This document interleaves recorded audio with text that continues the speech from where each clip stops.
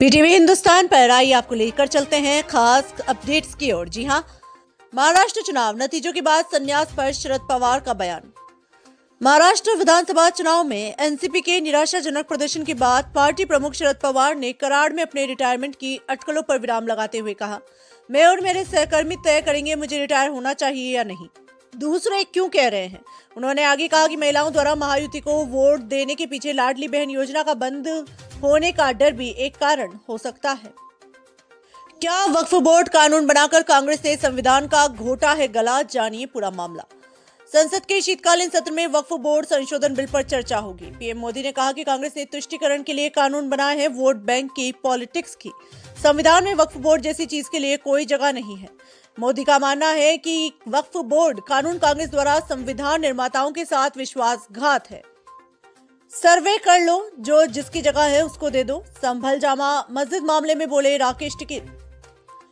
किसान नेता राकेश टिकैत रविवार को बदायूं के सहसवान में भारतीय किसान यूनियन की बैठक में पहुंचे। पत्रकारों से वार्ता करते हुए उन्होंने कहा कि टीम को शांतिपूर्ण ढंग से सर्वे करने देना चाहिए। हमारा कहना है कि सर्वे करो, जिसकी जगह है उसको दे दो।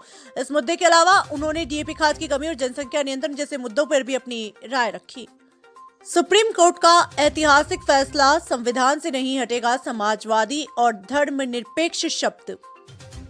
सुप्रीम कोर्ट के संविधान के 42वें संशोधन को सही माना है। इसमें इंदिरा सरकार 1976 ने संविधान की प्रस्तावना में समाजवादी और धर्मनिरपेक्ष शब्द जोड़ा था। कोर्ट ने इस संशोधन के खिलाफ दायर याचिका को खारिज कर दिया है। सुप्रीम कोर्ट ने कहा कि संसद के पास संविधान और उसकी प्रस्तावना बदलने की शक्ति है। महाराष्ट्र में महायुति किसे बनाएगी मुख्यमंत्री, संजय राउत के दावे से हंगामा। महाराष्ट्र में मुख्यमंत्री पद को लेकर राजनीतिक हलचल तेज हो चुकी है। शिवसेना यूबीटी के नेता संजय राउत ने दावा किया कि नरेंद्र मोदी और अमित शाह महाराष्ट्र के नए मुख्यमंत्री का फैसला करेंगे।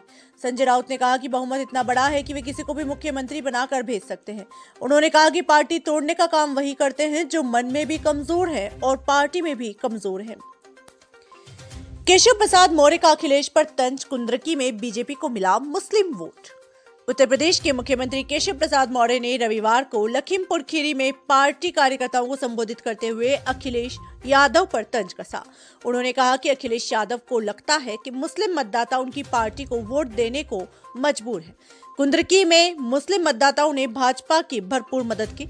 इससे भाजपा 1,44,000 वोटों से ज्यादा से समाजवादी पार्टी को हराने में कामयाब रही। महिलाओं का अपमान करते हैं उद्धव ठाकरे की हार पर कंगना का बयान। महाराष्ट्र विधानसभा चुनाव में महायुति गठबंधन की जीत पर बॉलीवुड अभिनेत्री और भाजपा सांसद कंगना रनौत ने उद्धव ठाकरे की आलोचना की। उन्होंने कहा कि जो महिलाओं की इज्जत उतारते हैं वो उसी दैत्य की श्रेणी में आते हैं। कंगना ने 2020 में उद्धव ठाकरे सरकार द्वारा उनके बंगले को गिराए जाने का हवाला देते हुए ये बयान दिया। कंगना ने कहा कि बीजेपी सरकार महिलाओं का सम्मान करती है और इसीलिए जीती है।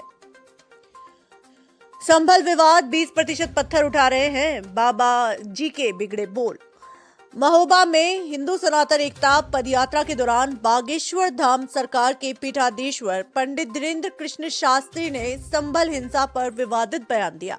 उन्होंने कहा कि अभी 20% है तो पत्थरबाजी कर रहे हैं, 50% होने पर हमारी बहू बेटियों को उठा कर ले जाएंगे। उन्होंने हिंदुओं को सड़कों पर आने का आह्वान किया, नहीं तो वो घरों पर कब्जा कर लेंगे। ये बयान उन्होंने सोमवार को झांसी के महोबा में दिया। शांत वसुंधरा राजे की तीखे तेवर, क्या है वजह। राजस्थान की पूर्व मुख्यमंत्री वसुंधरा राजे ने रविवार को भाजपा मुख्यालय में दिए अपने बयान से हलचल मचा दी है। उन्होंने कहा कि सांप से कितना प्रेम कर लो वो डसता जरूर है।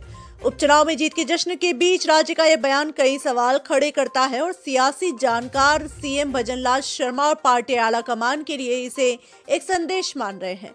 राज्य लगभग 3.5 महीने बाद भाजपा मुख्यालय पहुंची थी। तलवार से अंगुली काटकर खून से हुआ मेवाड़ राजघराने के उत्तराधिकारी का राज तिलक। राजस्थान के चित्तौड़गढ़ में 493 साल बाद मेवाड़ राजघराने के उत्तराधिकारी विश्वराज सिंह का राज तिलक समारोह आयोजित किया गया। चित्तौड़गढ़ के दुर्ग स्थित फतेह प्रकाश पैलेस में आयोजित इस समारोह में वैदिक परंपरा के मुताबिक विश्वराज सिंह को गद्दी पर बैठाया गया और अंगूठे को तलवार से काटकर खून से तिलक किया गया। इस दौरान पूरा प्रांगण जय एकलिंगनाथ के नारों से गूंज उठा।